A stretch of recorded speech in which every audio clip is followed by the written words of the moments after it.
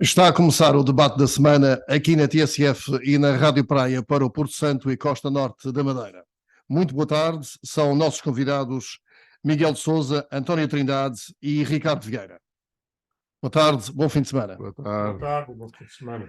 Ora bem, vamos abordar aqui 3 ou 4 temas da atualidade, nomeadamente a revisão constitucional. Há propostas que podem ou não modificar algumas coisas em termos da política na Madeira, além da política nacional.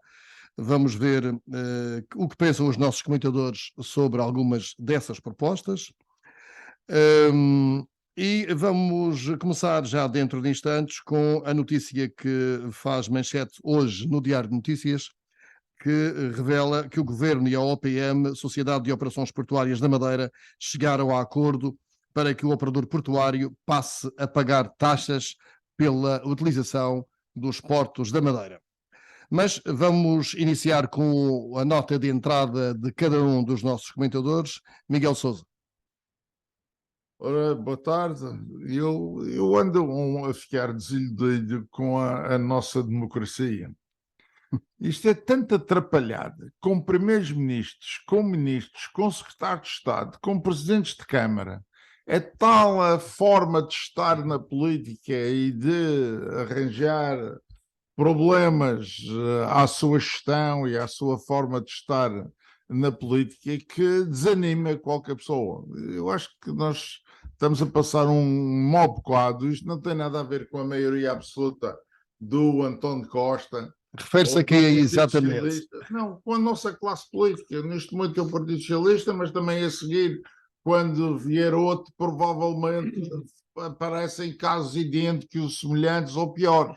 O que é facto é que não pode acontecer esta pouca vergonha. Todos os dias estão a acontecer golpadas, entre aspas, posso usar o termo, e acho que isto desanima bastante. E depois hoje o espetáculo, ontem à noite e hoje de manhã, o espetáculo do Sr. Presidente da República sobre a ida ao Qatar.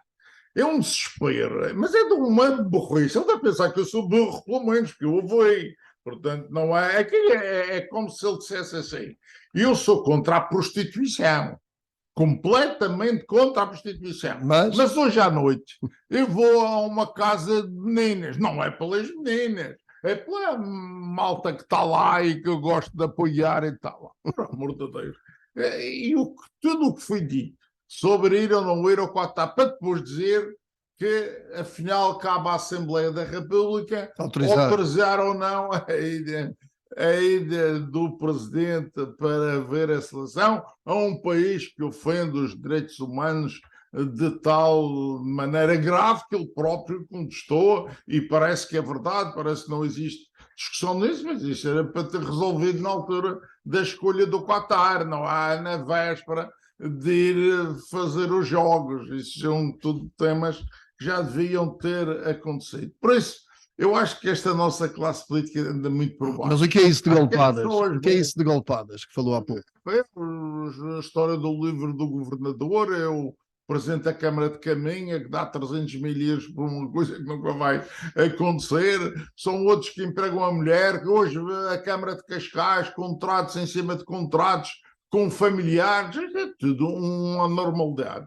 Que num país democrático, credível, Estado de Direito, isto não pode acontecer. Alguém tem que ir preso, alguém tem que ser condenado, alguém tem que ser chamado, mas não acontece nada. Isto serve para alimentar a comunicação social, para dar primeiras páginas, para fazer telejornais. Para o debate da semana. Também serve. Certo? Que eu escolhi isso como tema, porque senão estava na nossa ordem do dia. António Trindade, sua nota de entrada. Olha, eu sou menos incisivo aqui que o Dr. Miguel de Sousa, mas queria pegar num artigo. Pensei que queria pegar nas palavras dele. Não, do Expresso da semana passada, como empresário e que tem que acompanhar naturalmente o grande problema do emprego em termos nacionais, trazia aqui uma comparação que foi referida nesse artigo, que é bastante interessante, e que diz que trabalhadores estudantes na União Europeia, a Holanda, por exemplo, tem quase 70% dos jovens entre os 20 e os 24 anos estudam e trabalham ao mesmo tempo. A média europeia é 23 e em Portugal é 10. E pensei que era menos. Acontece que estes jovens, em média em Portugal, saem de casa depois dos 33 anos. Isto não pode deixar de ser um grande motivo de preocupação para todos nós, empregadores, políticos, sociedade civil e os próprios jovens. Isto acontece que só 3% na faixa etária entre os 15 e os 29 é que estão à procura de emprego.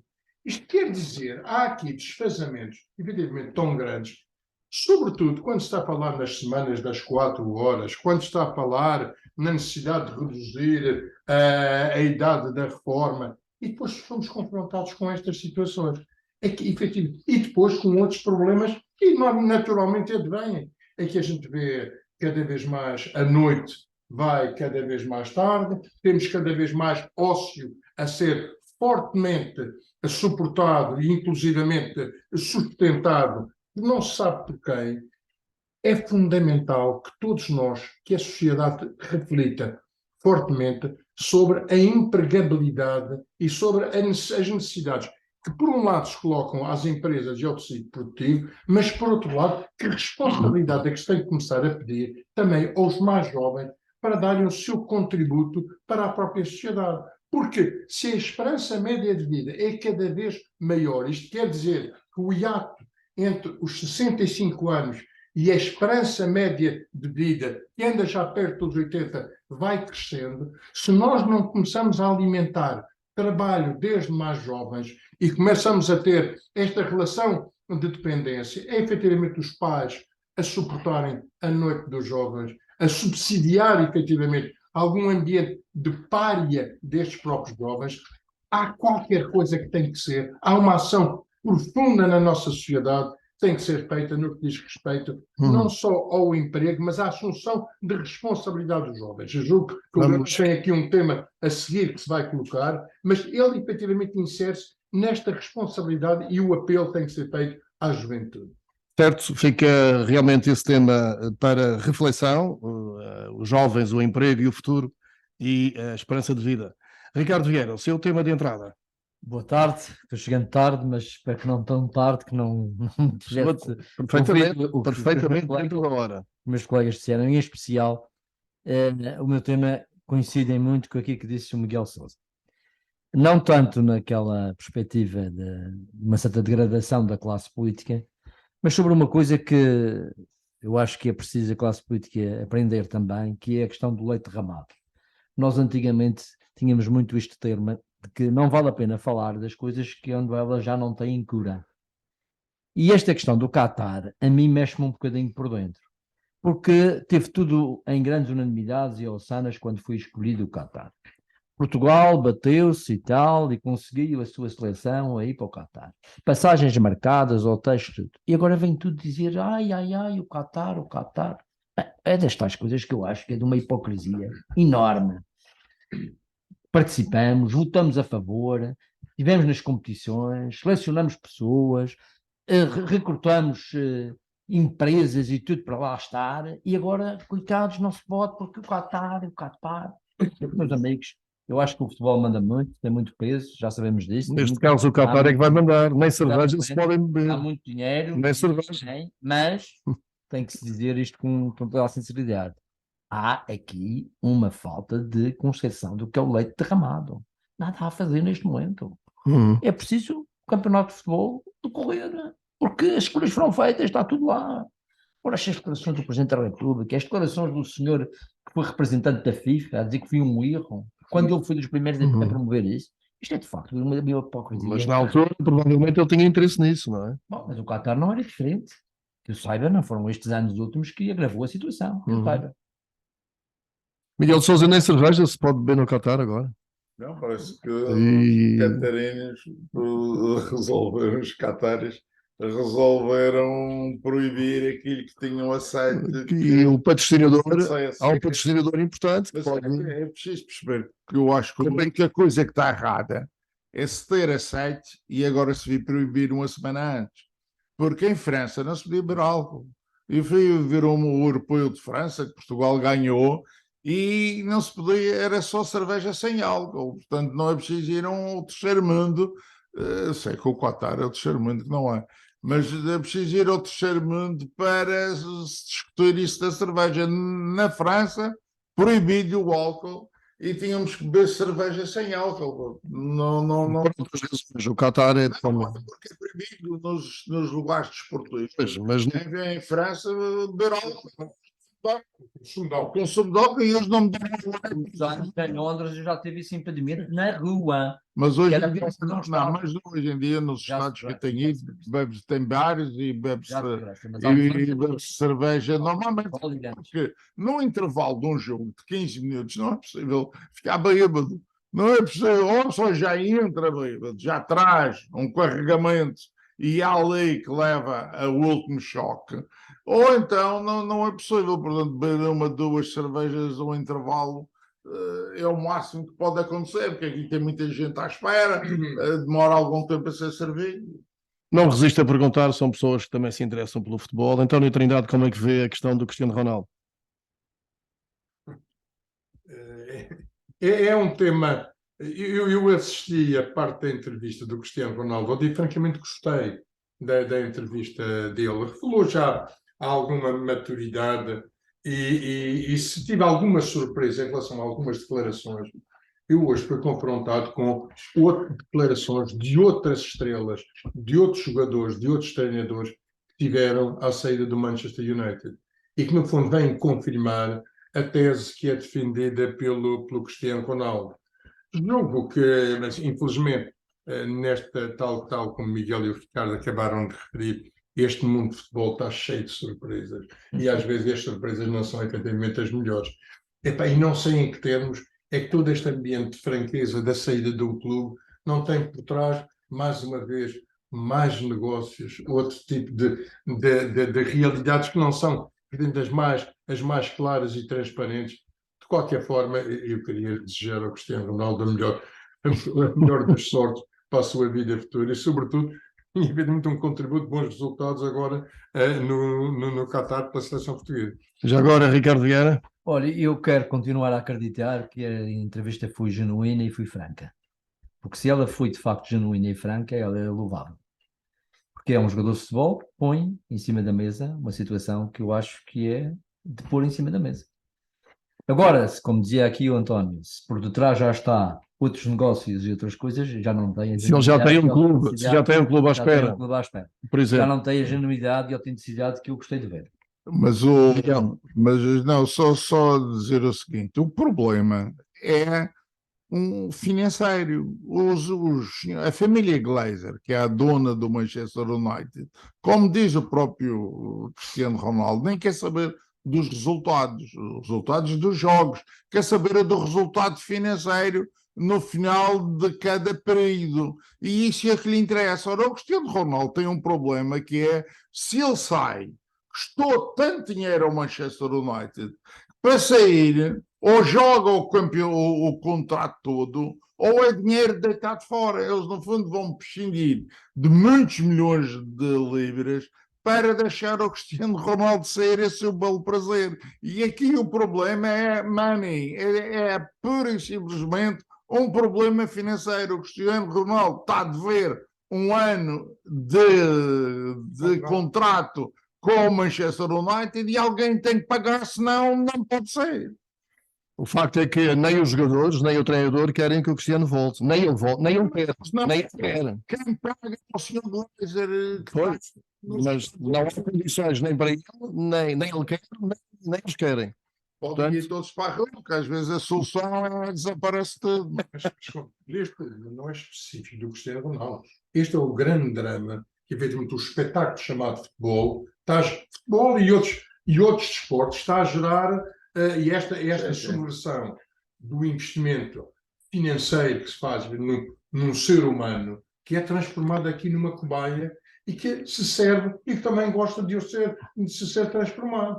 Evidente que há aqui compromisso e aqui há responsabilidades, têm que ser apuradas, mas não é só do Cristiano Ronaldo. Isto já aconteceu por variadas vezes com outros jogadores, onde houve aqui uma relação de deve e haver que teve que ser efetivamente controlado. Eu julgo que digamos, o empolamento que se dá e a própria comunicação social, quando traz, reduz drasticamente o conceito, a discussão, a área futebolística, a área de desporto, quando o que está por trás, infelizmente, e como o Miguel pede, não é isso. É saber, no fim do jogo, quantas camisolas vendeu, no fim do ano, quantas camisolas vendeu, que resultados é que pôde atingir. Há equipes que constam que, apesar de tudo, têm aqui uma endurance completamente diferente do Manchester United.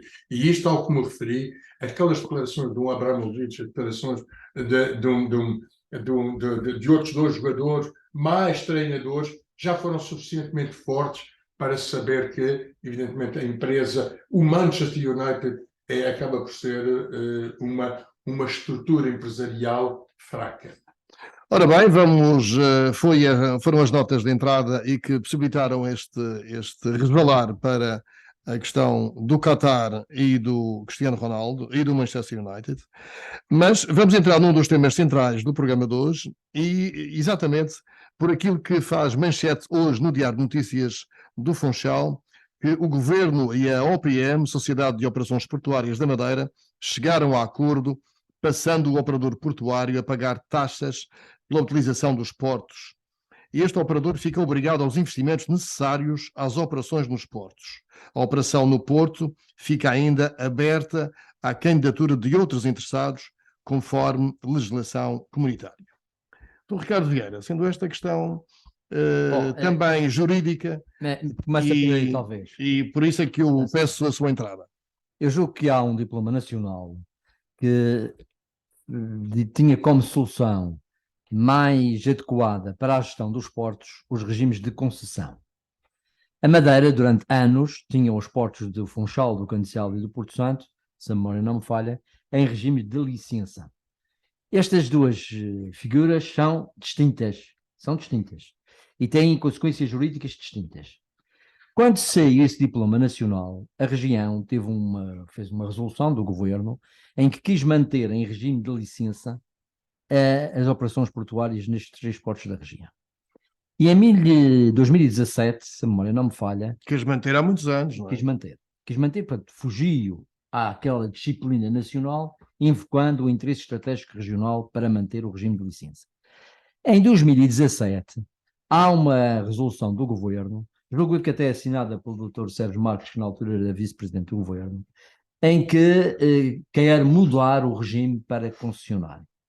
E alega a necessidade disso, basicamente pelo volume de investimentos que seriam necessários fazer nos portos e que poderiam passar para a concessionária, havendo depois, no contrato de concessão, compensações com o tempo de gestão dos portos. Não é? E ele invocando uma coisa que na altura era bastante verdadeira, que a administração de portos da região estava tecnicamente falida. E esse regime foi impugnado... Estava e está. Ainda continua o jogo. Esse regime foi impugnado, ao que sei, pela OPM, procurou manter o regime de licença, foi por isso que foi para os tribunais, mas aquilo que diz o diário hoje, eu não vi o acordo, não vi, portanto, o acordo feito entre as partes, mas parece que agora regressa-se outra vez, ou melhor, vai-se permitir agora o regime da concessão.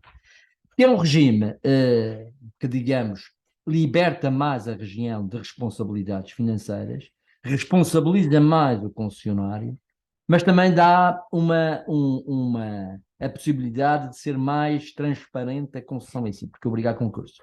Eu julgo que essa matéria pode ter sido um avanço significativo. E obriga a concurso, não é? Obriga a concurso. Mas não há investimentos do atual operador portuário lá? Acho que há. Terá que haver aí compensações. Como é que resolve esse problema? Como é que se resolve esse problema? Terá que haver compensações, se calhar o próximo concessionário vai ter que pagar ao anterior. Se for diferente. Se for diferente. Isso há formas de resolver esse Pagar o problema. quê? Desculpa que eu não percebi. Os investimentos. Os investimentos que eventualmente quem tinha a licença tivesse feito e que possa querer ressarcir-se deles, caso tenha direito a isso, não é? Não Podem ser... tenha feito, mas os que tenha que fazer. Os têm que fazer, isso pode estar dentro da concessão. Não é? Isso pode estar dentro da concessão. Baixa a concessão, vocês vão fazer a obra, vão ter estes gastos e por isso precisam de tantos anos para manter o equilíbrio. Agora, estou a dizer é que, para acabar esta licença, este regime de licenciamento, se calhar vai haver contas a fazer. Se houver contas a fazer, ou elas vão ser transferidas para um novo concessionário e tem que ser metido isso no quadrante de encargos, ou então têm que ser resolvidas já. Não sei, eu, como digo, não conheço o acordo em pormenor, sei que o regime futuro é capaz de ser melhor do que atualmente. A grande alteração que aqui acontece, entre outras, mas a grande alteração é que o operador passa a pagar taxas. Não pagava. É resultado da concessão. Mas também há aqui um equilíbrio que passa a ter que ser medido. Quer dizer, ninguém é concessionário sem ter o equilíbrio daquilo que vai fazer. Ou seja, tem que ter rendimento suficiente para pagar as onerações que a concessão comporta. Se fala em milhões e milhões de euros que vão ser necessários para investimento, é evidente que o concessionário vai ter que ter ou período, ou isenção de taxas, ou benefícios que lhe permitam recuperar isto. Não há milagres, não é? Isto não há milagres, como é óbvio. Miguel de Sousa parece que sabe bastante disto. Mas não vou entrar porque este programa todo não dava para falar neste assunto. E para deixar só 10% da conversa, é melhor Não, mas hoje pode sem resumir, pôr pode resumir. as pontas de saída. Vamos lá ver as manchetes. Onde estão as manchetes, É Miguel? melhor, até porque o próprio título, o que fala no que o Tribunal validou um acordo. O acordo acho que foi feito ontem e o Tribunal validou. Mas isso deixa-se para outra ocasião. O que eu gostava de dizer aqui, e pronto, reconheço que posso, eu leio a notícia toda, mas reconheço que posso ter lido mal e não vi a questão da concessão sobre a mesa. O que eu li foi a questão de poderem haver mais do que poder haver mais do que um operador, que é uma coisa que hoje pode acontecer. O problema é que se eu quiser transformar em operador, e é-me dada a licença porque é obrigatório, não podem recusar, mas tem um problema, eu não posso meter guindastes lá, não posso meter equipamento porque já está tudo ocupado. E tinha que ter uma cedência de utilização dos equipamentos da parte do atual operador para que eu pudesse exercer a minha atividade. Ora, isto ficaria, digamos que num plano desigual. Eu não sei se vêm mais operadores ou não, um concurso sempre podem concorrer a outros. Os concessões abrigam a isso. Os Os concessões abrigam a isso. a concessão Sabemos o que aconteceu recentemente. é muita coisa, já exatamente, e é não muita entro mais coisa, no- exatamente. Portanto, e uma concessão, no fundo, a Zona Franca, o Estado, neste caso a região, está a exercer a atividade que é dela, É. em vez de contratar uma terceira Exatamente. para Fugir à fazer o concessão segundo. pública. Exatamente. Portanto, deixando esse rede fora. Mas esse é o mais importante, Para não não é? escrever um livro. Esse é o mais importante. Não, pois eu também tenho que ter material para dar entrevistas como o Cristiano Ronaldo. Não é só vir aqui e gastar todo Só falta o que sai, agora a bola. o que sai. Vai escrever um livro. Deixar Vai escrever um livro. não, não vou sobre isso, não vou saber. Agora, eu gostaria só de pôr aqui a questão das taxas portuárias, porque eu ainda estava na Assembleia e o CDS exigia... O CDS do Dr. Ricardo Vieira. O CDS. Do tempo do claro. Ricardo Vieira. O CDS, ele já não estava lá como deputado, mas pronto, o CDS do Dr. Rui Barreto, pelo menos, insistia que tinha que haver taxas portuárias. E eu dizia sempre, mas quem é que vai pagar? É porque o problema não é se for para ir buscar a casa do Dr. Luís Miguel Sousa ou da OPM as taxas portuárias, eu também concordo, podem pôr as taxas que quiserem. Agora, se for para os meus produtos que eu importo e exporto pagarem essas taxas portuárias, eu já discordo completamente. Porque nesta fase do campeonato, a pior ideia que há é falar de taxas portuárias, falar de taxas quaisquer. Isto está insuportável, os custos dos transportes estão insuportáveis. Ninguém fala por motivos óbvios, mas estão e ainda trazer mais taxas portuárias é coisa de quem não paga, porque quando a gente paga, faz contas. Quem só recebe, até parece que é sempre pouco, e qualquer coisa pode vir a aliviar mais outras necessidades. Portanto, eu discordo completamente das taxas portuárias nesta fase do campeonato. um dia de euforia, um dia em que as coisas estejam a correr muito bem, que a economia esteja a transbordar, e que haja lucros excessivos, essas coisas todas, eu acho que se podia começar a pagar taxas portuárias. Agora, nesta fase, nesta penúria, nesta história de inflação, nesta altura desgraçada, é que se vem querer cobrar taxas portuárias Isso às porque, exportações da Madeira e às importações para a Madeira. isso porque as taxas portuárias vão se refletir no custo dos transportes Os transportes e dos e dos produtos. E dos produtos. Porque não há milagres, não é? Não há, nem ninguém está à espera de milagres, estamos à espera que as pessoas tenham bom senso e façam como deve ser, não é? Portanto, estar aqui a inventar taxas só porque há 10 anos que andam a falar de taxas, andam a falar nisto há tanto tempo e agora acham que sim senhor, eu sempre falei, agora estou no poder, agora estou numa secretaria, isto depende de mim, mas ninguém vai contestar, toca a pagar. Mas também se pode colocar a questão ao contrário, se o operador, qualquer que seja ele, vai utilizar equipamentos públicos e não paga nada.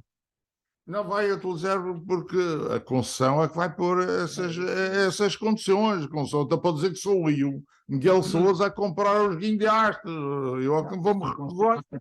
Mas isso é o que a concessão puser. Não Isso tem é nada. copiado. PEC hoje diz o seguinte: ficará ainda obrigado, para além do pagamento das taxas pela utilização da infraestrutura portuária, à realização de investimentos necessários à manutenção e renovação de equipamentos portuários. Ora, este é um texto, digamos, do jornal, mas que reflete algo que foi efetivamente validado e acordado entre o Governo e a OPM. E aqui, além daquilo que o Ricardo e o Miguel já referiram, há um fator aqui que é importante ter sempre em consideração. O Porto do Funchal é um porto relativamente pequeno, com as suas particularidades. Tem o Canissal também.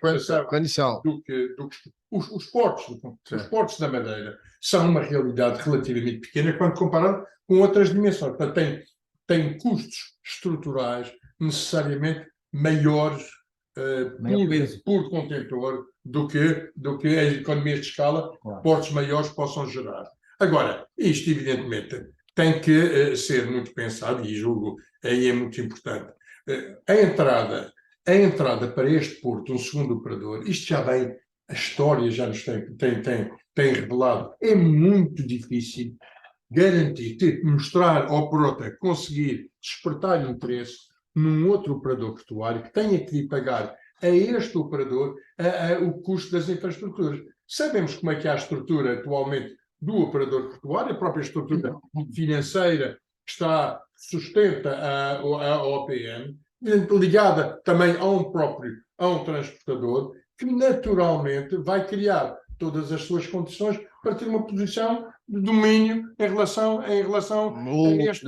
O atual operador está em vantagem, é isso? Está naturalmente porque ele vai fazer os investimentos, tem o equipamento e que vai, digamos, alugar a utilização. É completamente diferente. Eu perspectivar uma operação portuária, o segundo operador, perspectivar esta operação numa lógica onde tem que servir, digamos, de equipamento de terceiros, que são efetivamente o operador, gera aqui necessariamente algumas disfunções de mercado que não são efetivamente fáceis. Mas isto até, inclusive, deveria servir, mas antes de pensar no futuro, há evidentemente esta grande preocupação.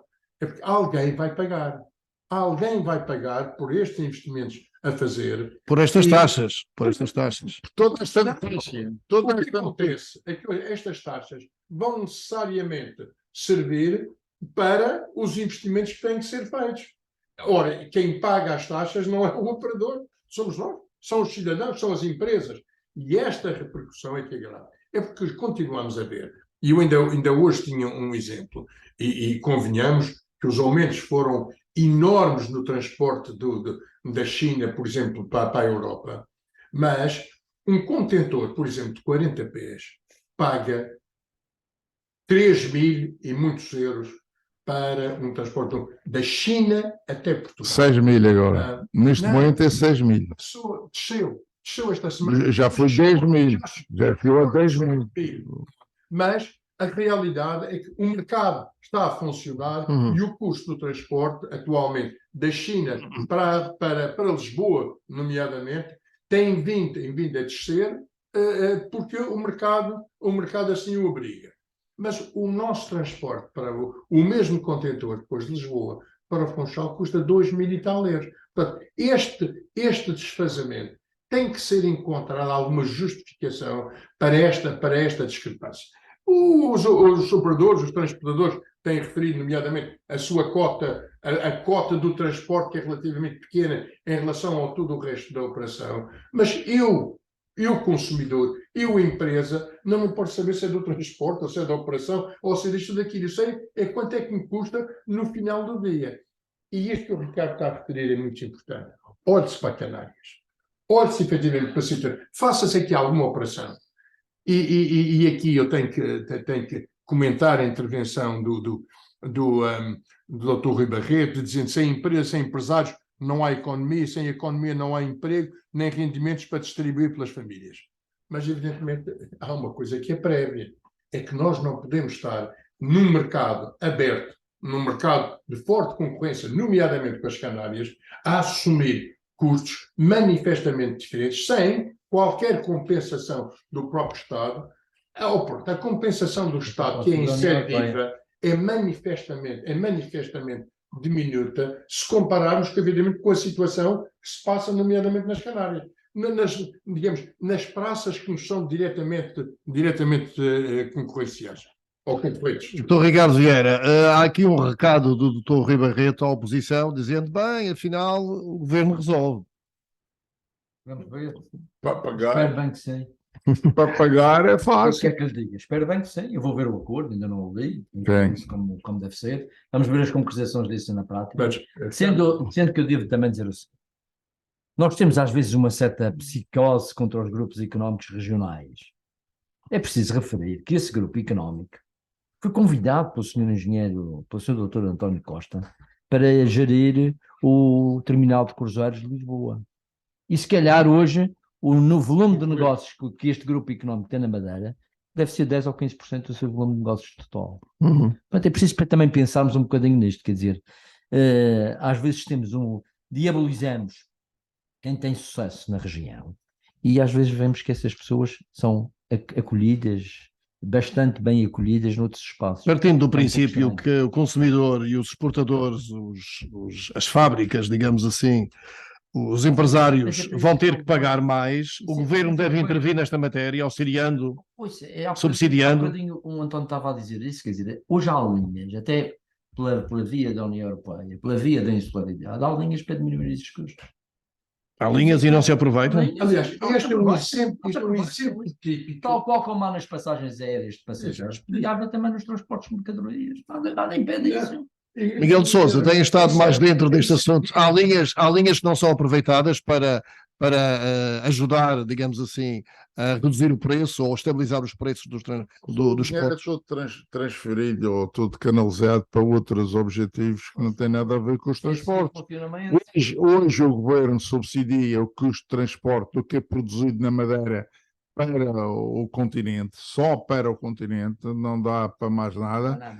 Também subsidia o transporte das matérias-primas para fazer essa mercadoria que depois é exportada, mas isto tem um limite por empresa de 600 mil euros, não vai a empresa crescer muito e fazer muita atividade, porque aqui não se pode ser grandes, aqui tem que ser pequenos. Agora, fora isso, eu, por exemplo, porquê é que este PRR não tem nada para transportes? Nada. Aliás, eu tentei me encaixar nesse PRR, não é para mim, para a empresa que eu controlo ou que giro, e que não consegui €1.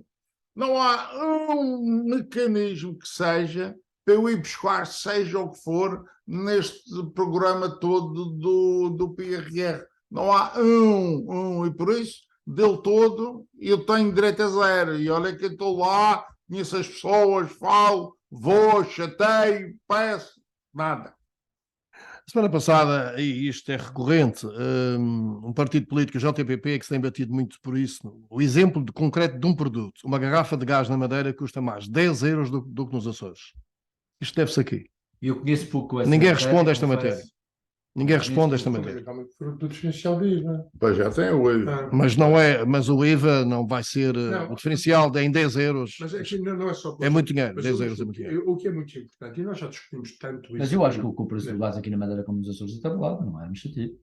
Não é. Acho Não, que é não tem administrativo. isso. Não, Acho não. que é administrativo. É como o preço do gasóleo e da gasolina, aqui é fixado.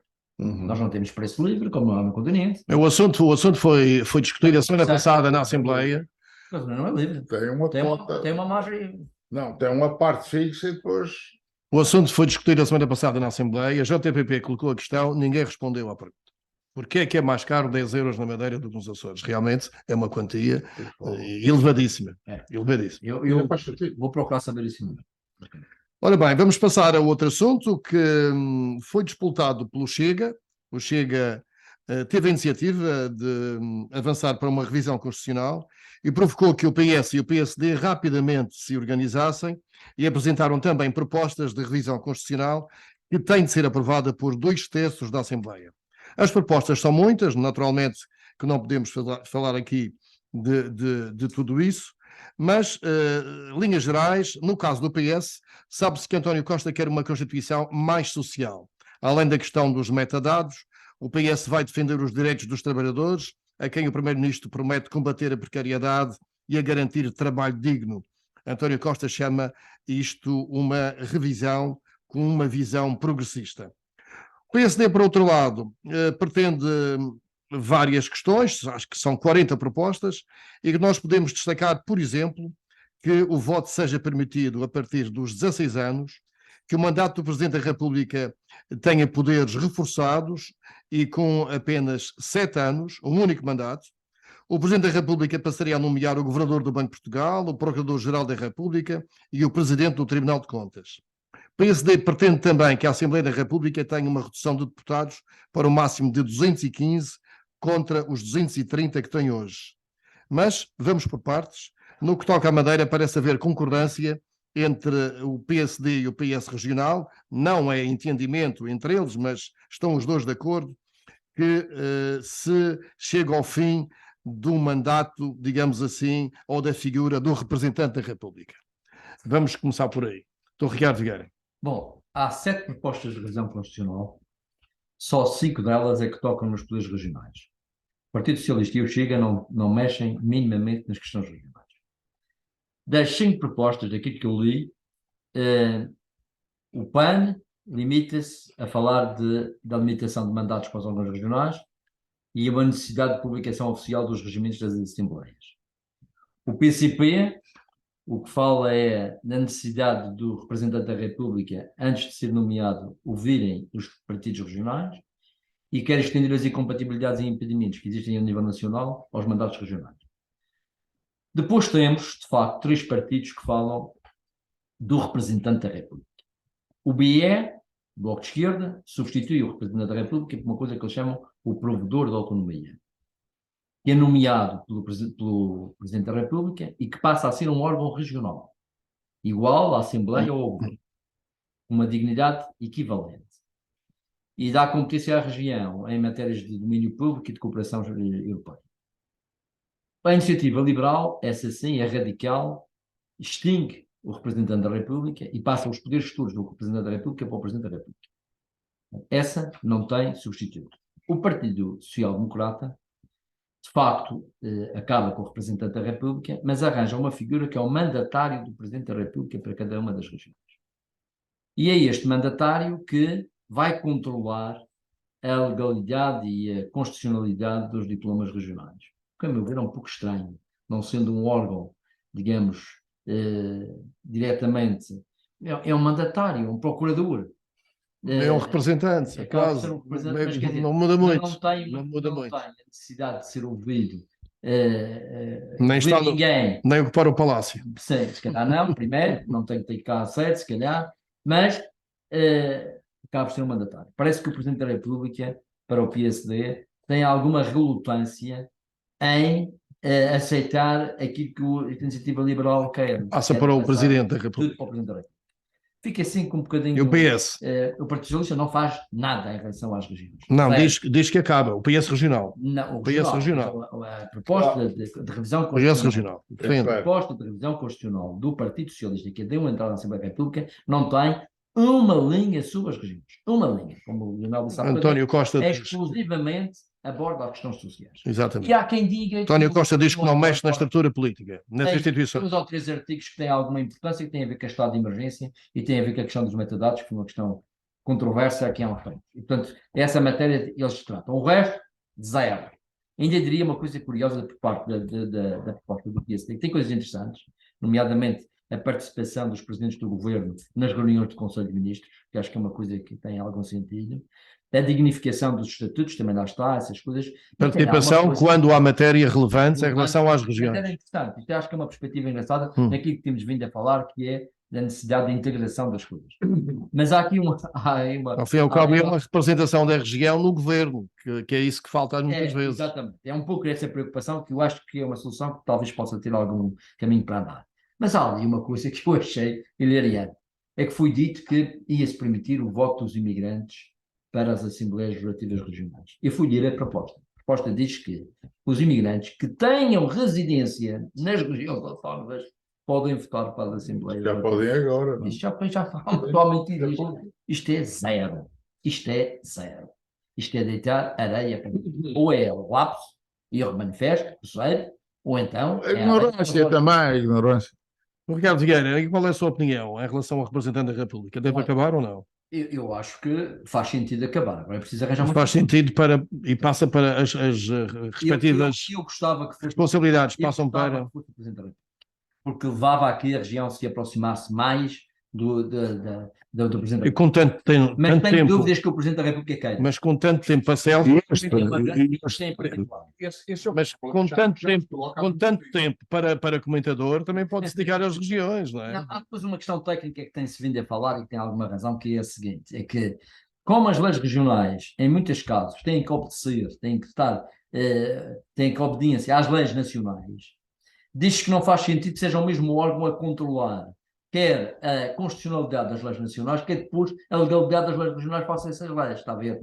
Isso há quem defenda que, do ponto de vista lógico, tem pouco sentido. Por isso é que aqui o PSD arranjou esta coisa do mandatário. Mas este é um problema, de qualquer forma, que é facilmente remetível mesmo à presidência da República. Eu acho que é fácil de resolver isso. Então é um problema grave. Eu julgo que nesse sentido, desculpa, António, estou para dizer, eu acho que a proposta da Iniciativa Liberal é mais radical e mais coerente. Não deixa aqui rabinhos de fora. Não, é assim. E ao seu lado liberal também. Não, eu gosto da proposta, do ponto de vista técnico. António. Mas aqui, seguinte, usando aqui um pragmatismo que acho que é importante também aplicar nestas alturas, e eu já desde 95, quando passei pela Assembleia da República, também me defendi isto. Há que encontrar, de certo modo, algum filtro neste posicionamento para não exposição direta, porque se as regiões autónomas decidem criar aqui algum ambiente contencioso para a própria Presidência da República, nomeadamente na elaboração e no envio de documentos que, após tantas, possam bloquear a própria Presidência da República, podem fazê-lo. Mas, para mim, muito mais importante, neste relacionamento de Estado com as regiões, não é propriamente a presença dos presidentes dos governos regionais, nem há algumas reuniões de Conselho de Ministros. É a própria existência do Ministro para as autonomias. Eu julgo que será mais importante, porque aí é a única forma de garantir que, independentemente dos partidos que estejam no poder, quer em termos de Estado, quer em termos de regiões, há uma garantia de controle dos próprios dossiês, mesmo quando os partidos são diferentes. Esta existência do Ministro é diferente da presença de um presidente de um governo nas reuniões do Conselho de Ministros, que será sempre entendido como alguém de fora. E é muito importante que este desafio se coloque às próprias realidades partidárias. O Governo da República teria, nessa altura, a obrigação de ter um ministro que corre transversalmente todos os dossiês da autonomia dentro do próprio governo, mesmo que a força partidária seja... António, é a favor do fim da figura do representante da República? Se isto fosse um contributo para aligeirar e melhorar, inclusive, as próprias relações entre as regiões e o próprio Estado, dispensaria, francamente, o Ministro da República. Miguel de Sousa, sobre estas propostas de revisão constitucional. Eu tenho um histórico nisto, porque em 1979, no Congresso do PSD, propôs o fim da figura do Ministro da República, foi aprovado por unanimidade, e desde esse dia até aqui vamos falando sobre o assunto e arrastando o tema. Eu não posso concordar com este Ministro das Autonomias. Primeiro era ter uma figura protocolarmente à frente do Presidente do Governo e do Presidente da Assembleia. Ministro é assim, no protocolo de Estado não há nada a fazer. Depois, ninguém quer um ministro que defenda as regiões no Conselho de Ministros, porque ele será os ouvidos e a boca de uma região autónoma no Conselho de Ministros. E no Conselho de Ministros o que se quer é os ouvidos e uma boca do governo, do partido minoritário. Isto aqui é sempre social-democrata. Portanto, lá no continente eles vão variando. Agora tem Partido Socialista há muitos anos e vivemos como é.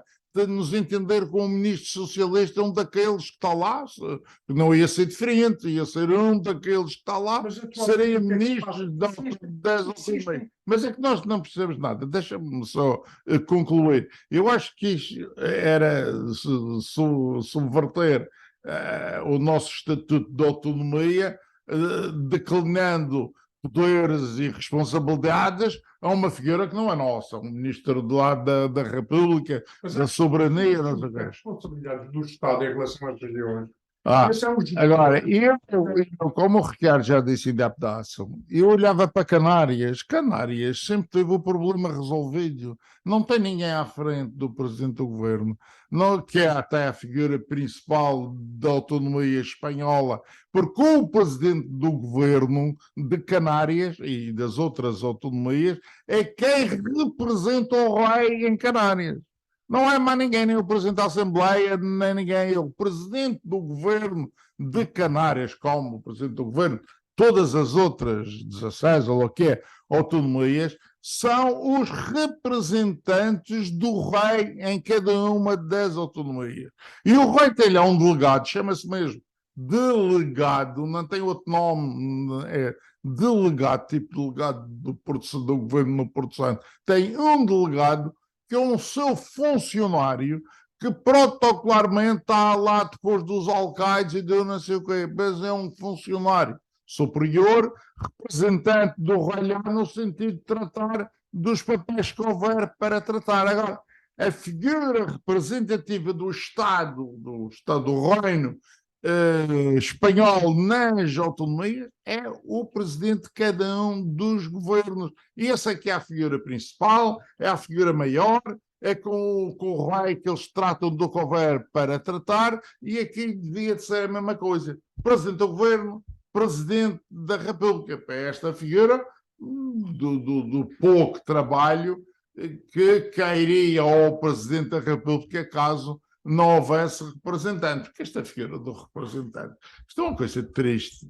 Isto é do mais sacrificado que há Miguel, já. acho que o mandatário muda isso. Quem? Se chamar-se agora mandatário. Mandatário, acho um desastre o nome e tal, mas isto é um funcionário delegado. E conheci vários delegados em câmaras, quando ia lá com o Dr. Alberto João Jardim, e vinha o Presidente do Governo, e vinha o Presidente da Assembleia, e depois também vinha esse delegado, mas o delegado, para falar com o delegado, era... Mais duas questões. Em relação à existência de apenas um mandato para o Presidente da República. Concorda? Sim, já escrevi sobre isso são tudo coisas fáceis, não tem nada. Em vez de 8 ou 10, neste caso era 7. Uma vez acabava... Tem vantagem? Segunda eleição é uma tontice. E em relação ao voto aos 16 anos? O voto a partir dos 16 anos. O Presidente da JSD defendia isso. Já foi. Ricardo Nogueira, sobre apenas um mandato para o Presidente da República. Não é questão nacional, sinceramente, não acho que seja um problema complicado. Mas por vezes trabalha-se no primeiro mandato para ganhar o segundo. E não se faz tudo e como tal. o presidente, como o Não se, presidente do não se tem governo coragem já na primeira já vez. pensa na reeleição nas eleições seguintes, como o primeiro-ministro também já pensa. Não, mas é diferente. É como o Presidente da República custa muito dinheiro a campanha eleitoral, custa algum, eles poupam porque sabem que estão eleitos à partida, à segunda, sabem que é, mas custa algum dinheiro e é preciso pagar. E eu lembro-me do Freitas do Amaral, não sei o quê, que andaram à rasca, É verdade. porque ninguém queria pagar, porque tinham perdido e ninguém queria pagar. E, portanto, isso é uma forma de ficar Não sei se resolve o facto de passar o mandato de 4 para 7. Não penso que não faz. Aqui em relação ao Marcelo Rebelo de Sousa, que são Sim, para ver ouvia-se dizer em relação ao Marcelo Rebelo de Sousa que no segundo mandato é que ele iria ter coragem. sim, não. Mas afinal- Pelos vistos, a coragem dele É que não havendo os 2 mandatos, este tema da coragem foi-se a partir do dia 1 Do primeiro do dia. Exatamente. Parece-me que esta existência O que é bom. dos dois mandatos faz, de qualquer forma, cria aqui algum Em mais- relação aos 16 anos, se me permitir, eu acho uma coisa curiosa. Primeiro, a maioridade ainda é aos 18. Segundo, porque estava aqui a dizer o António, quer dizer, a maioridade cívica dos jovens é cada vez mais tarde. Cada vez mais tarde entram no campo no mundo do trabalho, cada vez mais tarde constituem família, cada vez mais tarde saem da casa dos pais e agora cada vez mais cedo querem-se deputado. Há aqui qualquer coisa que não está muito certo, acho eu, mas pronto. Vou introduzir mais uma questão e já vamos ouvir a sua opinião, António, também sobre estas duas anteriores, em relação à redução do número de deputados da Assembleia da República. Isso também não. Isso tem um problema aí, que é que se nós queremos um sistema proporcional, quanto mais reduzimos o número, menos proporcionalidade haverá. Haverá muitos votos para É, a ideia é para limpar uma data de A partido. ideia é para acabar com o LIVRE, o PAN, se calhar outros partidos que possam para aí existir. Os partidos que um pouco como os alemães fizeram com os 5%, não é? Que era um limite mínimo de votos para ter representação. O PDS, por exemplo, se calhar já não havia. Já não haveria. Agora já não há, já não há. Pronto, não sei se isso é de facto também uma solução. Bem, Miguel Sousa, quando foi candidato, propunha que a Assembleia Regional tivesse 22, 23, 24. Se esse não existia também, não é? Essas medidas, na minha E opinião. eu, Cá foi dele, também foi deputado. Eu acho que se faz com 24 o que eles fazem com 48, Sim, 47. O que eu sinto é que essas medidas de redução do número de deputados é um pouco ir na linha de um certo populismo que acha que não é só chega, não é? que é um pouquinho dessa Mas linha. às vezes apetece ser populista, Ricardo. Às vezes também às vezes acho que os políticos dão razão para os populistas. António Trindade, vamos fechar sobre estas questões. Em primeiro lugar, eu concordo mais com os 5 mais 5 anos em termos de Presidente da República. Jogar aqui um esforço que se tem que, para a reeleição, dá efetivamente bons resultados neste exercício do poder, tal como o Ricardo refere. Eu julgo que a abordagem da redução dos 18 para os 16 anos tem que começar desde logo no Estatuto. Quando é que eu atinjo a maioridade? E é quando atinge a maioridade que se deve, evidentemente, depois gerar toda esta aplicação de direitos. Não é só pelo voto. Eu não posso passar o voto para os 16 anos e ter a maioridade, atingir a maioridade aos 18. Não faz sentido bem. Porque é a lei que diz que o voto é para mais de 18 anos, não diz que é a maioridade. Mas eu não estou a falar. Diz que é mais de 18 anos, porque a maioridade é aos 18 anos. Mas não está lá escrito isso. Um menor de 16 anos tem que ter autorização do pai para muitas coisas. Isso é como. Esta abordagem tem que ser uniforme, não podemos andar aqui com dois. Mas eu dei uma boa resposta. Se eu fosse presidente da JC, defendia. E o voto eletrónico? Concordo absolutamente. Concordo o mais possível. Absolutamente.